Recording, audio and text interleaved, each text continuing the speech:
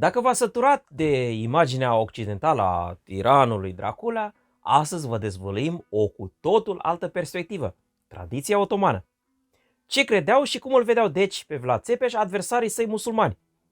Greutatea limbii, diferențele culturale, dar și prejudecățile față de otomani în particular și sursele musulmane în general, fac ca cronicile otomane să fie extrem de puțin cunoscute publicului. Otomanii au construit un Dracula mult mai consistent decât cel european și i-au perpetuat consecvent această imagine. Dracula din Orient este mult mai mare și mai complex. Unii otomani că chiar i-ar fi recunoscut valoarea și talentul militar. Și cu toate astea, extrem de puțini cunosc această imagine. Astăzi schimbăm situația după ce am petrecut mai multe luni în bibliotecile și arhivele turcești.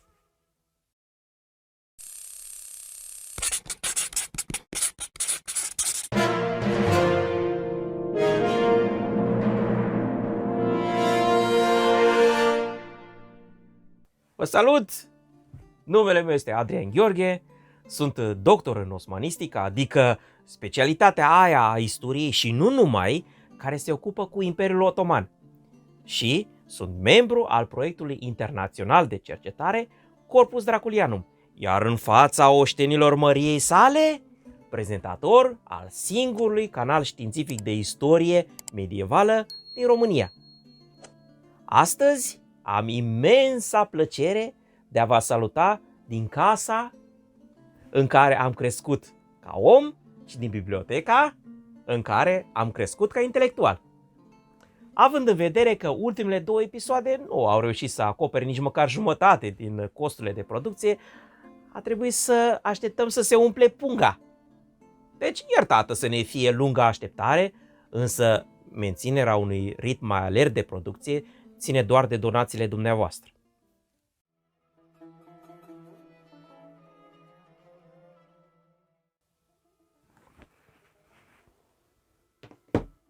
Știați că înainte ca Hollywoodul să-l facă celebru pe contele Dracula, turcii au produs în 1953 un film numit Dracula Istanbul, da? Dracula în Istanbul, adică. Unul deloc rău din punct de vedere cinematic, dacă mă întrebați pe mine.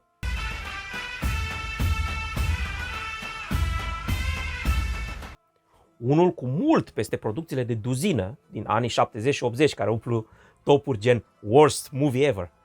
Nu glumesc.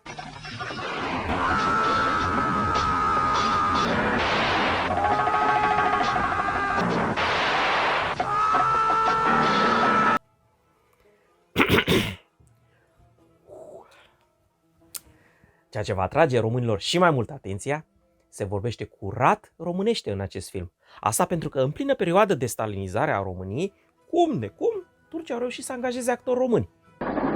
Bine, prieten! Mai repede, mai repede! Haideți, țineți! Grăbiți-ți, veselilor! Este omul care o să meargă la castelul Dracula? Acest film a fost, desigur, influențat inevitabil, aș zice, de narativul inventat de romancierul irlandez Bram Stoker la sfârșitul secolului XIX. Turcii au însă și propria lor tradiție istorico-culturală, născută încă din timpul lui Vlad Țepeș și perpetuată neîncetat până în același secol XIX. Aceasta nu a atins însă nivelul de proeminență a pandantului său vest-european. Otomanii l-au numit Dracula doar pe tată, adică pe Vlad al II-lea Dracul. Fiul, adică Vlad al III-lea Țepeș, a fost numit Kazıklı Voivoda, ceea ce înseamnă pur și simplu voievodul Țepeș. Asta arată că otomanii cunoșteau semnificația poreclei românești Țepeș și că Vlad a primit-o încă din timpul vieții. Argumentația completă despre asta o găsiți aici. Cei mai vechi cronicari otomani indică uneori și filiația, numindu-l pe Vlad Țepeș Dracula Oğlu, adică fiul lui Dracula, Kazıklı.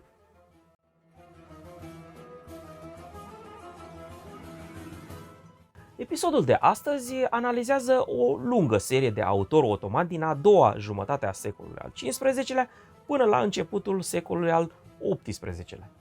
Există două linii de transmisie a portretizării lui Kazıklı Voivoda, o versiune lungă și adesea foarte sofisticată literar și o versiune scurtă, rezumativă și fără prea multe pretenții literare.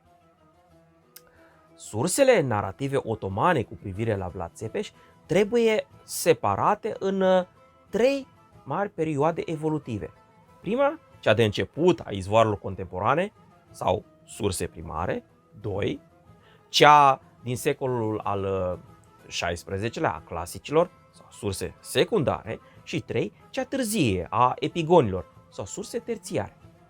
În ciuda diferențelor esențiale între izvoarele narrative europene și bizantine și cele islamice, nu trebuie să le privim pe cele din urmă ca pe un bloc monolit. Aceste lucrări sunt mult mai diverse ca gen, origine și orientare. Diversitatea se poate observa doar în prima fază evolutivă. Avem aici autori martori oculari, participanți la campania din 1462, dar și unele surse care narează mai sec și la obiect prin intermediul almanahelor otomane de curte. Și trimis să ducă dracul la muncă sau să citească câteva almanahe.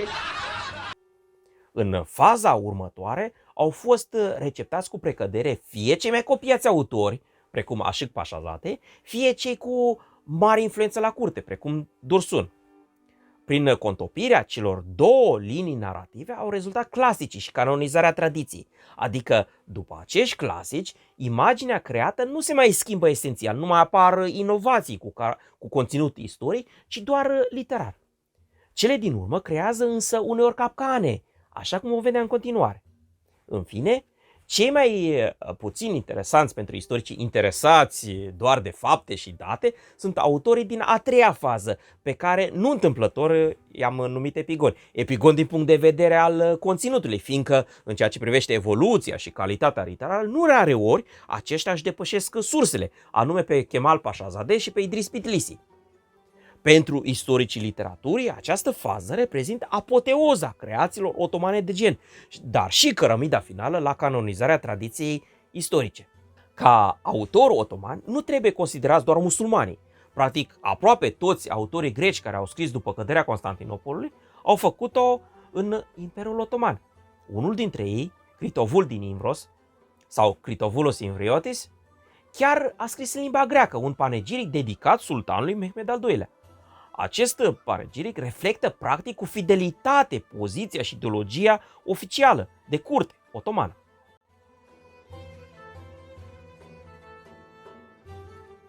Cea mai veche relatare despre Vlad Țepeș în izvoarele otomane o găsim în Cartea Vizirului, Düsturname, a lui Enveri, scrisă vreo 3 ani după campania din Valahia, din vara lui 1462, la care autorul participase.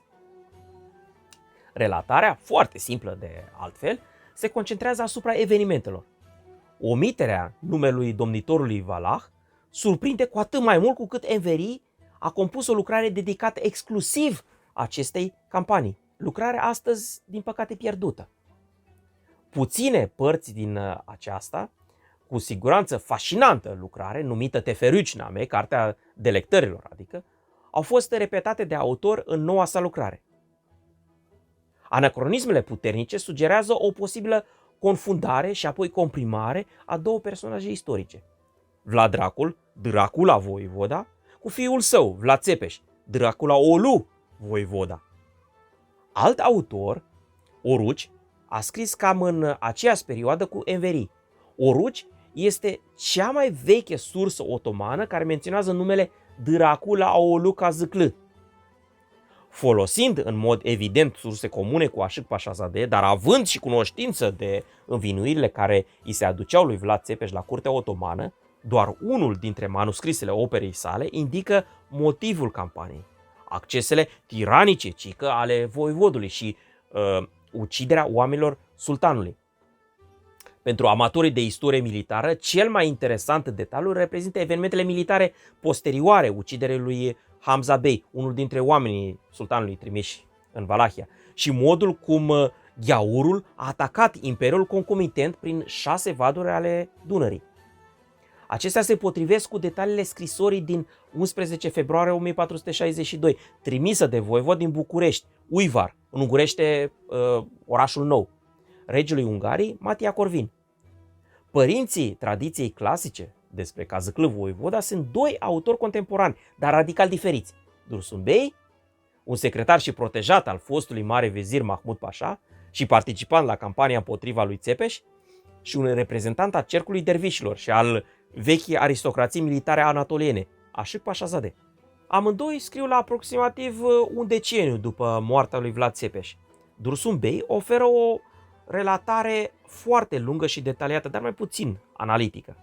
Capitolul dedicat voievodului român reproduce și extinde parțial scrisoarea de cucerire, Fetihname a Valahiei, descoperită acum câțiva ani de echipa Corpus Draculianum. Apropo, astfel de documente sunt rarisime, doar vreo 3 astfel de scrisori păstrându-se de la Mehmed al II-lea.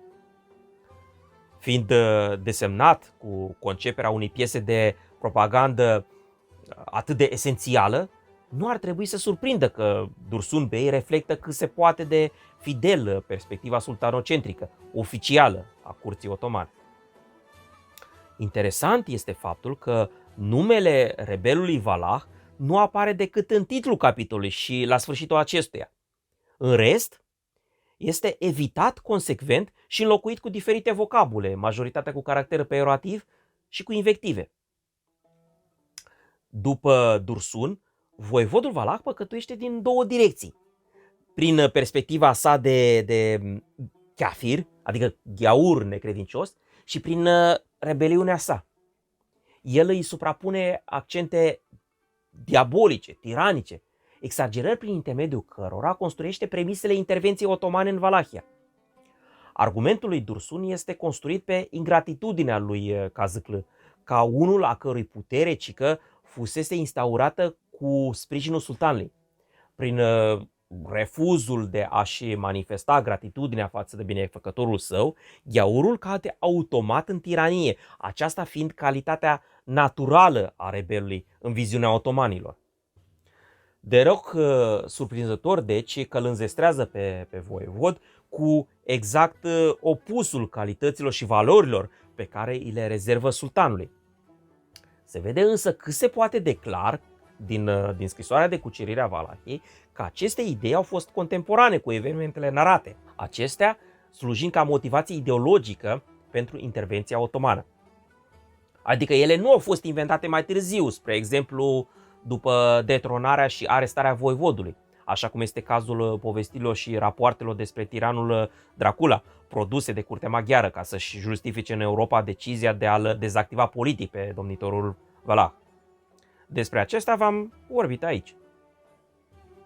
Aşık Paşazade încearcă să explice evenimentele politice, numind cauze concrete care ar fi forțat intervenția sultanului în Valahia.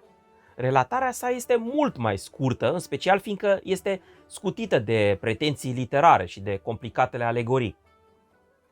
Autorul omite misiunea comandanților militari otomani trimiși cu trupe în Valahia și păstrează doar reacția voievodului. Dacă autorul otoman ar fi menționat planul de a-l prinde în cursă pe voievod, atunci reacția acestuia ar fi fost cel puțin parțial justificată, nu? În lipsa unui motiv, se scoate în evidență iraționalitatea și înclinarea spre violența domnitorului, de altfel atribute definitorii ale rebelului, cum spuneam, și justifică intervenția sultanului pentru restabilirea ordinii și bunăstării sultanului. Începutul secolului al XVI-lea oferă pe doi mari autori clasici otomani, Idris Bitlisi și Kemal Paşazade. Ambii scriu istorii, tevarih, ale casei otomane, în foarte pretențiosul stil inșa, proză rimată și ritmatic, adică un fel de hip-hop al acelor vremuri, nu exagerez cu nimic să știți, în care unele cuvinte rimează cu altele și o anumită cantitate silabică, ceea ce creează un anumit ritm, flow, cum am spune noi astăzi.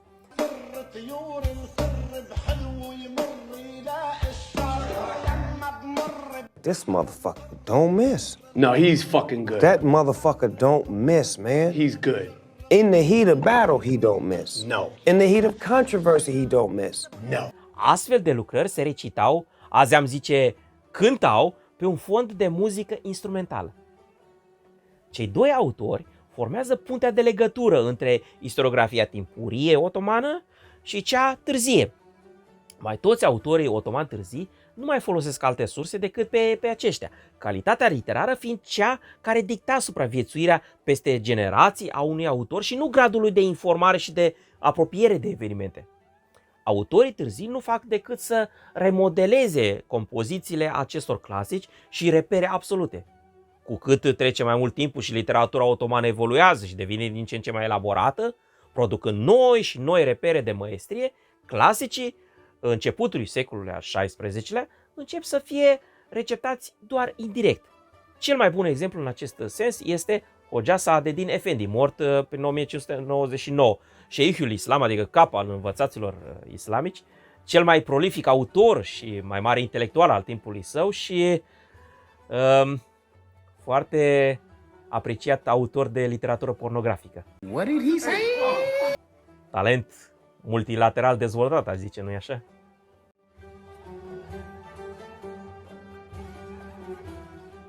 Acuzele autorilor otomani la adresa lui Vlad Țepeș își pierd din forță atunci când le punem în contextul retoric și ideologic al timpului. Kazıklı Voivoda este portretizat într-adevăr cât se poate de negativ, dar aceasta pentru că el este dușmanul. Acest motiv este perpetuat de toți autorii otomani și exprimat în două feluri. Direct, prin injurii, adică blestematul, necuratul, mărșavul, necredinciosul, câinele necredincios sau cel cu sufletul întunecat, etc. Sau indirect, prin tendențiozitate. Acestea sunt tehnici standard folosite pentru a înfățișa și alți actori cu statut similar, spre exemplu Mircea cel Bătrân sau Ștefan cel Mare. În cazul lui Iancu de Hunedoara, Iancu Voivoda, care a ucis mult mai mulți otomani decât Mircea, Ștefan și Țepeș la un loc, autorii otomani sunt chiar și mai agresivi, acesta fiind perceput ca o amenințare și mai mare. Imaginea lui Vlad Țepeș la otomani pare a fi de multe ori o intersectare între cel mai periculos dușman al zilei și marele războinic. Însă aici trebuie să evităm capcana în care au căzut istorici mai vechi, anume să credem că, ca și ei, că unii cronicari otomani ar fi recunoscut talentul militar al voivodului. Însă fie și numai faptul că astfel de calități aparent pozitive apar doar la autorii otomani cei mai agresivi la adresa lui Vlad, a trebuit să ne dea de gândit că nu e așa de simplu. În realitate, avem de-a face doar cu un subterfugiu retoric, pur conjunctural. Puterea și eficacitatea lui Kazıklı Voivoda sunt sporite pur retoric, anume pentru a reliefa calitățile pozitive ale sultanului, care zice să i-ar fi dăruit valahului cele mai mari daruri lumești posibile. Dar și neobrăzarea rebelului nemulțumitor. Kazıklı este viteaz și puternic, deci, fiindcă cică sultanul l-ar fi făcut așa. Alteori, această vitejie aparentă este folosită pentru a puncta eficiența destructivă a rebelului, dar și ca să sporească încă o dată semnificația victoriei sultanale. Adică sultanul nu a bătut pe oricine. Prin aceasta liderul otoman confirmând că este cel mai mare războinic al timpului său. Această ideologie o putem observa nu numai prin lupa autorilor otomani musulmani, ci și prin cea a autorilor otomani creștini, precum Critovulos. Acesta accentuează și el cât se poate de clar ingratitudinea valahului față de sultanul care i-ar fi acordat protecție și ospitalitate și apoi l-a pus pe tron. Atributul definitoriu al acestuia, Draculis, așa cum este numit domnitorul român, este viclenia. Argumentul invocat de autori este invadarea teritoriilor otomane și apoi masacrarea trimișilor sultanului. Descrierea campaniei sultanale relevă faptul că autorul a folosit exclusiv surse otomane. Ea este, cu unele mici originalități, în aceiași termeni și detalii ca la autorii musulmani. Sunt evidențiate marile distrugeri și jaful la care ar fi condus, iraționalitatea actelor voivodului rebel, care astfel practic și-ar fi distrus, zice, este propria lui țară și propria putere.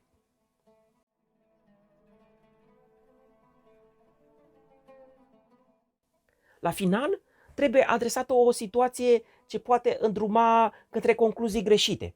Este vorba de un pasaj din Cronica Otomană a lui Khoja Hüseyin, care, în ciuda faptului că a fost scrisă pe la mijlocul secolului XVII, pare să redea unele mici detalii întâlnite în povestile germane despre Dracula. Totul începe cu Dursun Bey și cei care i-au urmat în relatare. Este vorba despre presupusa grădină pe care voivodul Kazıklı și-ar fi făcut-o din pur sadism cinic în jurul reședinței sale din lemn, Ağaçhisar. Autorii otomani construiesc o întreagă alegorie pe această structură non-istorică, comparând imaginea grădinilor familiare a audienței orientale cu această grădină închipuită a supliciaților. Sângele proaspăt erau lalele înflorite sau fructele copacilor erau craniile. Abia mai târziu, Khoja Hüseyin adaugă un alt detaliu care aduce această imagine a grădinii mai aproape de povestile germane. Acesta afirmând că, citez, acesta era locul de chin și de masă. La ora actuală nu avem nici cel mai mic indiciu că autorul otoman Khoja Hüseyin ar fi fost vreun renegat cu origini în centrul Europei, unde înfloriseră cândva povestile despre Dracula. Ba din contră, știm sigur că el era fiul bibliotecarului șef al moscheei Gazi Hosrev din Sarajevo. Precum se știe, intelectuale și birocrații otomani musulmani nu învățau limbi ale necredincioșilor, însă se puteau sluji de traducători creștini spre a le facilita accesul la unele surse creștine. Însă, cu excepția lui Muneddin Bashi, care a avut acces la surse bizantine, nu se cunosc alți autori otomani care să fi folosit activ surse creștine. Așa cum am precizat deja, tradiția despre Kazıklı Voivoda a evoluat exclusiv literar. Mulți s-au văzut îndreptățiți să reîmpacheteze literar și ori doar stilistic unele pasaje și formulări care li se păreau lor inferioare estetic. Deci, Hüseyin pur și simplu a repictat tabloul grădinii suplicilor, apelând la o serie de alegorii și remarci personale care îl apropie doar întâmplător de unele imagini propagate de autori din spațiul german în Evul Mediu Târziu și în perioada premodernă. Deci, coincidență și nimic mai mult.